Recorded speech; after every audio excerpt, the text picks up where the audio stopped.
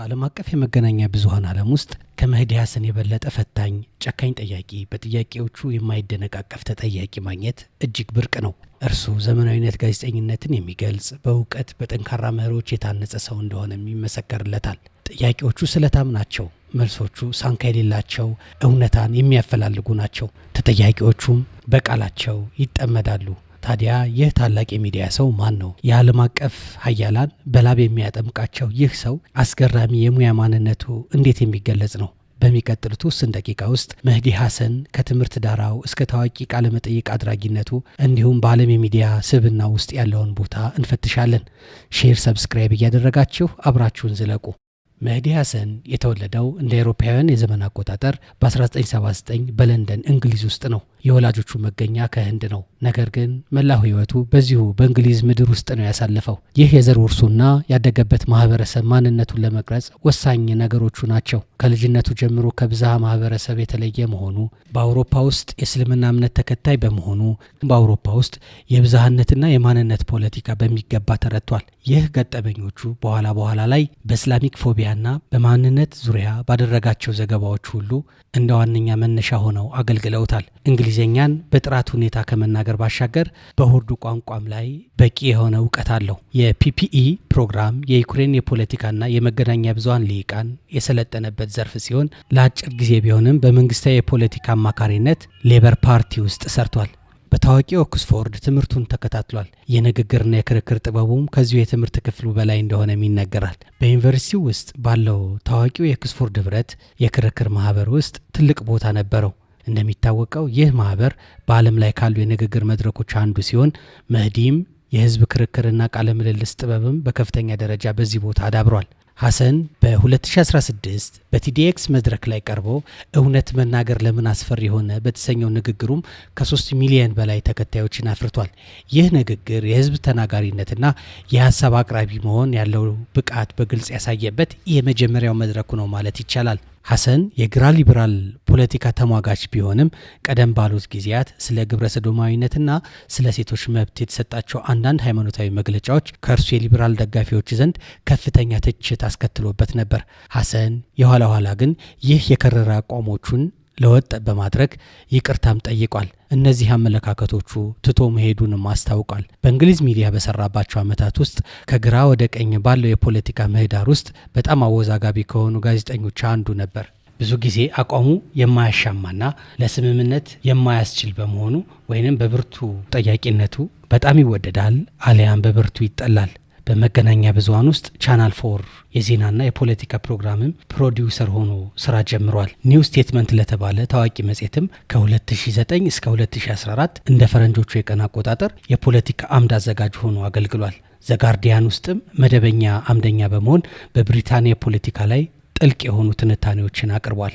ከፍተኛ ዝናን ያተረፈው ግን በአልጀዚራ ውስጥ በሰራባቸው ወቅቶች ውስጥ ነበር። በተለይም ሄድ ቱ ሄድ በተሰኘው ፕሮግራሙ እንደሚታወቀው አልጀዚራ የግራ ዘመን ፖለቲካን በብዙ የሚደግፍ መሆኑ ከመህዲ ሐሳብ ጋር የሚስማሙ ብዙ ነገሮች ተፈጥረዋል። ይህ ሄድ ቱ ሄድ የተሰኘው የአልጀዚራው ዝግጅት ሳምንታዊ ፕሮግራም ሆኖ የዓለምን ትኩረት ለመሳብ ችሏል። ሐሰን በዚህ ፕሮግራም ላይ የዓለም ከፍተኛ መሪዎችን፣ ምሁራንና ዲፕሎማቶችን በቅድመ ምርመራና በጠንካራ ማስረጃዎች ላይ ወይንም አስቀድመው የተናገሩትን ንግግር እንደ ማስረጃ አምጥቶ በማቅረብ በብርቱ ፈትኗቸዋል፣ አፋጧቸዋል ማለት ይቻላል። እርሱ እንደሚለው በብርቱ ጥያቄዎች ለህዝቡ እውነታን እንዲያውቁ አድርጓል።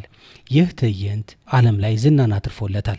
አፕ ፍሮንት ሌላኛው የአልጀዚራ ትንታኔ ፕሮግራም ሲሆን ወቅታዊ የሆኑ የዓለም ጉዳዮች ላይ ቀርቦ ትንታኔዎችን ይሰጣል። ሐሰን ጋዜጠኛ ኒውትራል ወይንም ገለልተኛ መሆን የለበትም ብሎ ያምናል። እርሱ እንደሚለው ጋዜጠኛ በሀያላንና በደካሞች መካከል፣ በእውነታና በውሸት መካከል እንዲሁም በፍትህና በፍትህ መጓደል መካከል ገላጋይ ወይንም ገለልተኛ መሆን አይችልም። የጋዜጠኝነት ስራ እውነቱን መከላከል፣ ለተጎጂዎች መቆም እንደሆነ ያምናል። የኢስላሚክ ፎቢያ ኢንዱስትሪና መህዲ ሐሰን ስፒች ወይንም የመህዲ ሐሰን ንግግሮች የተባሉ መጽሐፍቶችን ለተደራሲያን አብቅቷል። እነዚህ መጽሐፍቱ የስነ ጽሑፍ አቅሙ፣ የትንታኔ ጥልቀቱንና የእምነት ጥንካሬውን አሳይተውለታል። በዚህ አቋሙ ከተለያዩ ሚዲያዎች የመባረር እርምጃዎች ተወስደውበታል። ለአብነት ታህሳስ 2023 መጨረሻ ላይ ኤምኤስኤን ቢሲን ለቆ የወጣበትን ሁኔታ ብዙዎች ጥያቄ እንዲያነሱ አድርጓቸዋል። በኤምኤስኤን ቢሲ አስተዳደር የተወሰነና ፕሮግራሙ እንዲዘጋ የተደረገው ያለ ፍላጎቱ መሆኑን አስታውቋል።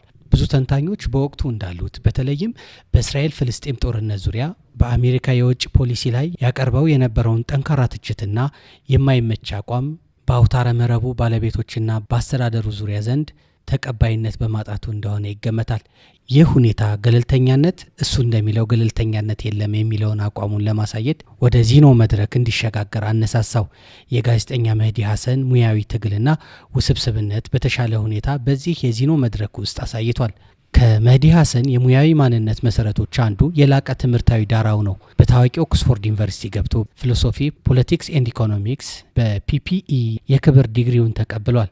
ይህ የትምህርት ዘርፍ በፖለቲካዊ ትንታኔው፣ በስነ ምግባራዊ እይታና በምክንያዊ ክርክሮች ጥበብ ውስጥ መሰረታዊ ጥንካሬዎቹን እንዲያሳይ አጉልተውለታል። ኦክስፎርድ ውስጥ እያለ የጥያቄ ጥንካሬ፣ የሎጂክ አስፈላጊነትና የሀሳብ መሰረት መፈተሽ ፍላጎቶችን አዳብሯል። ይህ የፍልስፍና የፖለቲካና የኢኮኖሚ እውቀቱ በመገናኛ ብዙሃን ውስጥ ያለውን ልዩና የጥልቅ ትንታኔ ዘይቤዎችን እንዲፈጥር አስችሎታል። ከኦክስፎርድም በኋላ ሐሰን ሙያውን የጀመረው በእንግሊዝ ሚዲያ ውስጥ እንደነበር አስቀድመን አይተናል። የመህዲ ሐሰን ሙያዊ ማንነትና መገለጫው የእሱ የቃለ መጠይቅ ያቀራረብ ዘዴው ነው። ይህ ዘዴ በሶስት ዋና ዋና ክፍሎች ይገለጻል። ማስረጃ ይዞ መጠየቅ አንዱ ብልሃቱ ነው። ሐሰን ሁል ጊዜ ተጠያቂዎቹ ቀደም ብለው የተናገሯቸውን ወይንም የጻፏቸውን መግለጫዎችን እንደ ማስረጃ ይዞ ይቀርባል። ተጠያቂዎቹ የሚያቀርቡት መልስ አጥጋቢ ካልሆነም ደግሞ ያልተቋረጠ ጥያቄ ወይንም የጥያቄ ዶፍ ማዝነብ ይችልበታል። ወደ ሌላ ጥያቄ ከመሄድ ይልቅ የመጀመሪያውን ጥያቄ በተለየ መንገድ ደጋግሞ በመጠየቅ የሐሳብ መሸሸጊያ መንገዶችን ይዘረጋል። ሶስተኛው ደግሞ የእውነት ፍለጋ ጥበቡ ነው። ለእርሱ ቃለመጠይቅ የቴሌቪዥን ትዕይንት አይደለም፣ ለህዝቡ እውነታን የሚያጋልጥበት ዘዴ ነው። በእርጋታ ግን በፍጹም ቁርጠኝነት የተጠያቂዎችን የአቋም መሰረትን ያናውጣል። በሙያ ዘመኑ ሁሉ በርካታ ታዋቂ ሰዎችን ለጥያቄ አቅርቧል።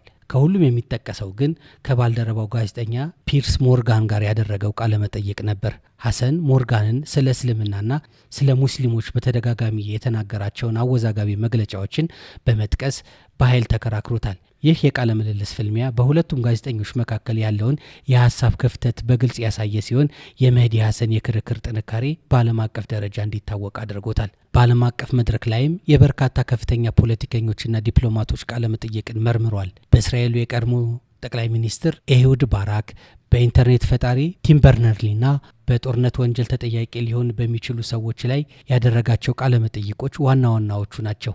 በውጭ ፖሊሲ ላይም የሚሰነዝራቸው ትችቶችና የሀያላን ሀገራት ድርጊቶችን ጥያቄ ውስጥ ማስገባቱ ሁልጊዜም በዓለም አቀፍ ግንኙነቶች ላይ ያለውን ጠንካራ አቋም ያሳያል። የአልጀዚራ ስኬቱ በዩናይትድ ስቴትስ የቴሌቪዥን ገበያ ውስጥም ትልቅ ቦታ እንዲያገኝ በር ከፍቶለታል። እርሱም በሚጠቀምባቸው የበርካታ ሚዲያ አማራጮች በመጠቀም በተለይ ደግሞ ፒሳኮር በመቀላቀል የአሜሪካ ዋና ዋና ዜና መድረኮች ላይ ተቀላቅሏል። የራሱ ሳምንታዊ ትርኢትም በመፍጠር ዘመህዲ ሐሰን ሾው መምራት ጀመረ። ይህ ሽግግር ሐሰንን ከዓለም አቀፍ ትንታኔዎቹ ወደ አሜሪካ ፖለቲካ ዋነኛ ትችትና የግራ ፖለቲካ አስተሳሰብ ግንባር ቀደም ድምፅ እንዲሆን አድርጎታል። መህዲ ሐሰን በስራዎቹ ውስጥ በዋነኛነት ከሚያተኩርባቸው ዘርፎች አንዱ እስላሚክ ፎቢያና የምዕራቡ ዓለም ውስጥ ያለውን የእስልምና ጠልነት ማንነት ጉዳይ ነው። በግል ገጠመኞቹና በአጥኒነት ዳራው በመመዘን በሙስሊሞች ላይ የሚደረገውን የተሳሳተ አመለካከትና አድሏዊ አያያዝ በየጊዜው ይተቻል። ይህ ዘርፍ ለእርሱ ትኩረት የሚሰጥበት ርዕስ ብቻ ሳይሆን የሞራል ግዴታውም ጭምር አድርጎ ይዞታል። በብዙ አጋጣሚዎች የሙስሊም ማህበረሰብ ድምፅም ሆኖ ቆሟል።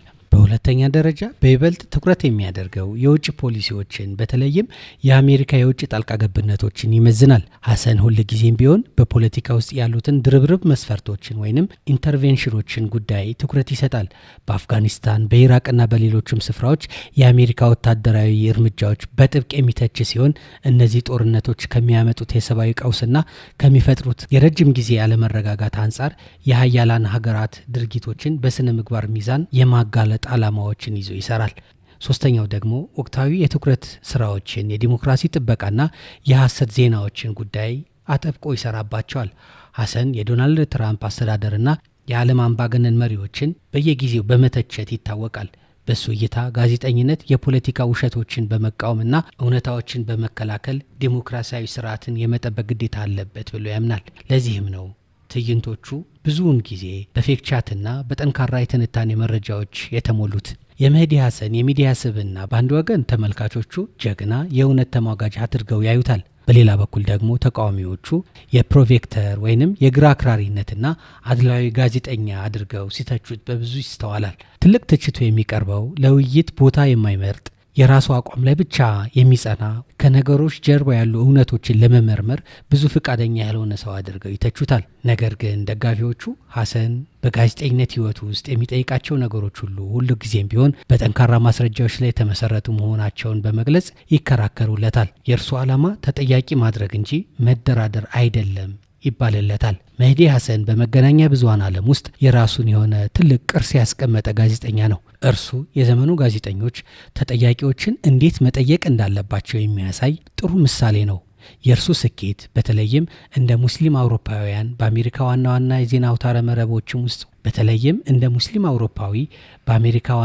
ዜና አውታረ መረቦች ውስጥ ቦታ በማግኘት የብዝሃነትና የማንነት ኃይል ያሳየ ሰው ነው። ወጣት ጋዜጠኞችም የመህዲ ሐሰን ስራ እንደ የእውቀትና የድፍረት መመዘኛ በመውሰድ የማያቋርጥ የጥያቄ ባህል እንዲያዳብሩ እንዳስቻለም ይነገርለታል።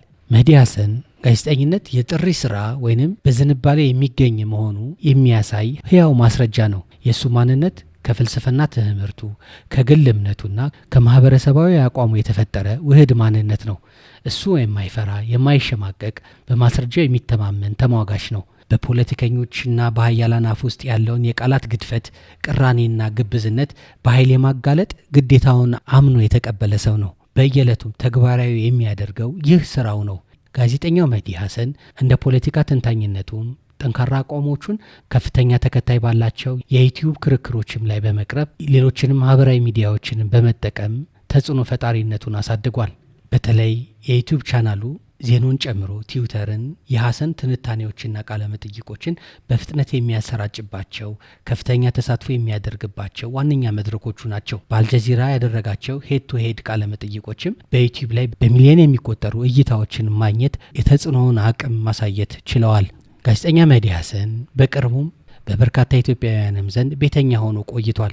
ቃለ መጠይቆቹ በኢትዮጵያ ውስጥ ስላለው ውስብስብ ፖለቲካና በሰሜን ኢትዮጵያ ስለተፈጸሙ ጦርነቶችና ጦርነቱን ተከትሎ ስለተፈጸሙ ድርጊቶችን በብዙ ሞግቷል። በፕሪቶሪያ የሰላም ስምምነት ማፈጻጸም ላይ የሰብአዊ እርዳታ ተደራሽነት፣ በኤርትራ ኃይሎች መውጣትና በኢትዮጵያው ጠቅላይ ሚኒስትር አብይ አህመድ ላይ መሰረት ያደረጉ በርካታ ጥያቄዎችን መህዲ አንስቷል። አቶ ጌታቸው ረዳም መልሰዋል። ሐሰን በሰላም ስምምነቱ ላይ ያሉ የዘገዩ ነጥቦችና ያልተፈቱ ችግሮችን በተመለከተ አቶ ጌታቸው ረዳን በተደጋጋሚ የመጠየቅ ዘይቤን ተጠቅሞ ጠይቋል። ሐሰን በቦታው ላይ ያሉትን እውነታዎችና የቀረቡትንም የትግራይ አስተዳደር ማረጋገጫዎችን በማነጻጸር ተመልካቾችንም በማሳተፍ ዓለም በተለየ መንገድ ነገሩን እንዲረዳ አድርጓል። በጠቅላላው በአሁኑ ጊዜ በዓለም አቀፍ የመገናኛ ብዙሃን ዓለም ውስጥ እነ መህዲ ሐሰን ያለ ፈታኝ ጠያቂ ማግኘት ይቸግራል ይባልለታል። መህዲ ሐሰን መደበኛ ሚዲያዎችን ሆነ ማህበራዊ ሚዲያዎችን በመጠቀም የሚያሰራጫቸው ዘገባዎች፣ የራሱን አመለካከቶችና ዓለምን የሚያይበት አረዳድ